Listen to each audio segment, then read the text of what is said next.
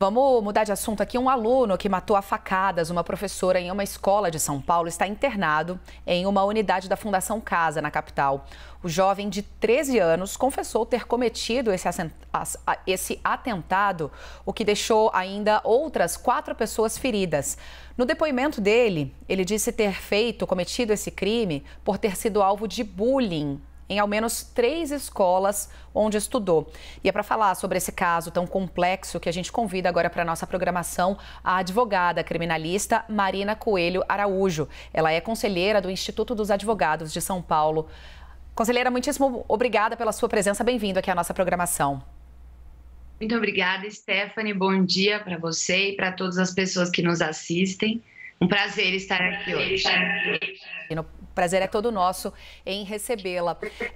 Eu queria primeiro perguntar quais são as punições a que esse jovem pode ser submetido, porque o andamento de um caso, quando a gente fala de uma pessoa menor de idade, é diferente daqueles cometidos por pessoas acima dos 18 anos, né? Como é exatamente o procedimento daqui em diante? Sim. Stephanie, eu acho que esse caso é um caso bem triste, né? É uma situação em que eu gostaria primeiramente de dizer que aqui nós temos 2 caminhos e 2 olhares diferentes que eu penso que são importantes para que a gente faça e reflita a partir desses fatos, né?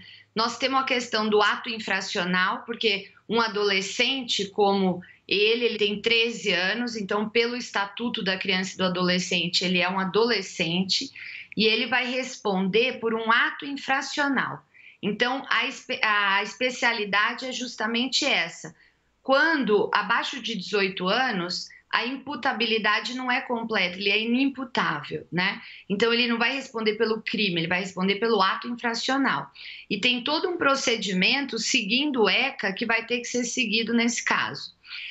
Eu ouvi e vi também várias questões na mídia sobre algum tipo de motivação que ele mesmo teria colocado, que a família, que a própria advogada de defesa, relacionada à questão do bullying, né? E eu acho que a gente precisa refletir também muito como sociedade sobre isso, porque não é só colocar esse menino dentro da Fundação Casa e deixar ele lá punido. É óbvio que a responsabilidade tem que ser atingida, a imputação pela sociedade tem que ser realmente cumprida, mas não é só isso.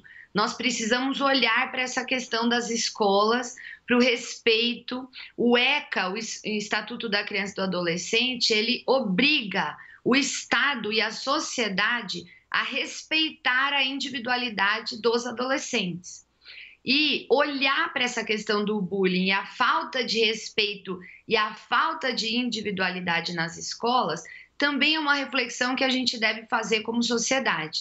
Eu não estou dizendo, não conheço o caso no detalhe, mas estou dizendo para que reflitamos como sociedade no todo desse fato, né, desse triste fato, dessa tragédia.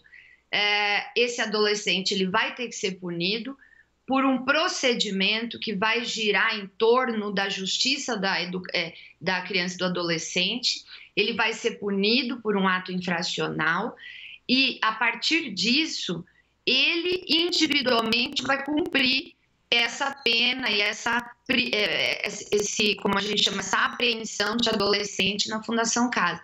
Mas, por outro lado, eu vejo que nós, como sociedade, precisamos refletir sobre esse fato e entender onde que nós estamos errando e onde que temos que seguir nessa ação contra esse tipo de situação que pode gerar essas questões, né? Marina, apesar de um certo ruído, a gente está percebendo aí no seu áudio, o recado que você nos traz é muito importante, porque a sensação que dá é que nós, né, a sociedade de maneira geral, somos muito velozes em condenar a atitude de um jovem como esse que se revolta, né, armado, de faca, mas a gente já viu também outros casos muito semelhantes com arma de fogo, até de grosso calibre, invadindo escolas por onde passou e sofreu esse crime, mas não somos tão velozes em discutir, em trazer para a luz a situação do bullying, que é tão cruel, né? Que é tão grave. Por isso, Marina, eu aproveito esse gancho para te perguntar se existe realmente esse tipo de tratamento, esse tipo de condição dado a esses jovens que cometem algum tipo de delito na ressocialização, no momento em que eles são reintroduzidos na sociedade. Há essa percepção realmente de que estamos dando condição de pensar, de refletir sobre o que eles fizeram para que voltem para a sociedade ainda melhores? Stephanie, meu áudio? Tá falhando um pouquinho, Marina. Eu vou pedir para a gente insistir e tentar passar o recado, senão a gente para e tentar retomar.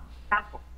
Stephanie, o que acontece? Na verdade, o bullying é uma situação que pode levar a esse tipo de atitude, e dentro dos institutos que lidam com essas crianças, que é a Fundação Casa e os locais que são apreendidas esses adolescentes, há uma situação que é quase que uma prisão de adolescente. Então, a questão da ressocialização ainda é muito incipiente. É muito difícil da gente olhar para isso e entender que esse adolescente vai ser ressocializado numa Fundação Casa. A gente tem pouca... Em São Paulo, a nossa estrutura ainda tem vários projetos e várias questões, mas ainda é muito deficitária no que se refere à ressocialização do adolescente.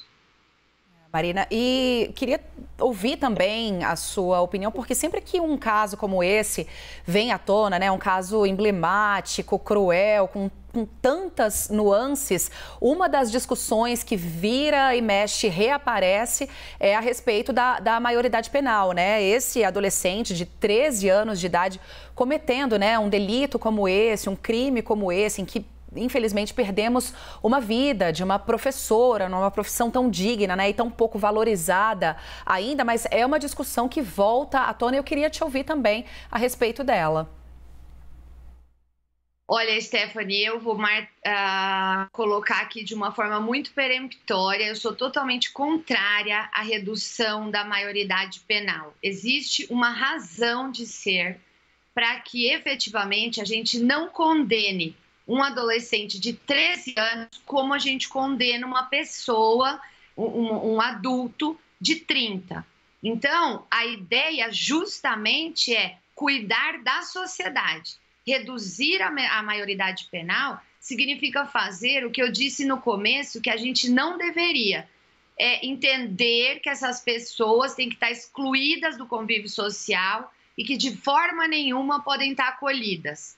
Colocar isso nessa situação indica diminuir a maioridade penal, que nós estamos querendo fazer isso. Deixar essas pessoas acumuladas em algum lugar isoladas e não cuidar dessas pessoas, ressocializar e trazê-las de volta para o centro da sociedade. Eu entendo que hoje o debate tem que ser em torno do que estamos fazendo nas escolas, como estamos cuidando dos nossos adolescentes e não como vamos punir mais os nossos adolescentes. Perfeito o encerramento dessa sua fala. Vou agradecer aqui a tua presença. Conversamos com a Marina Coelho Araújo, ela é advogada criminalista. Muito obrigada pela sua presença aqui conosco. Muito obrigada, Stephanie. Um bom domingo. Ótimo domingo.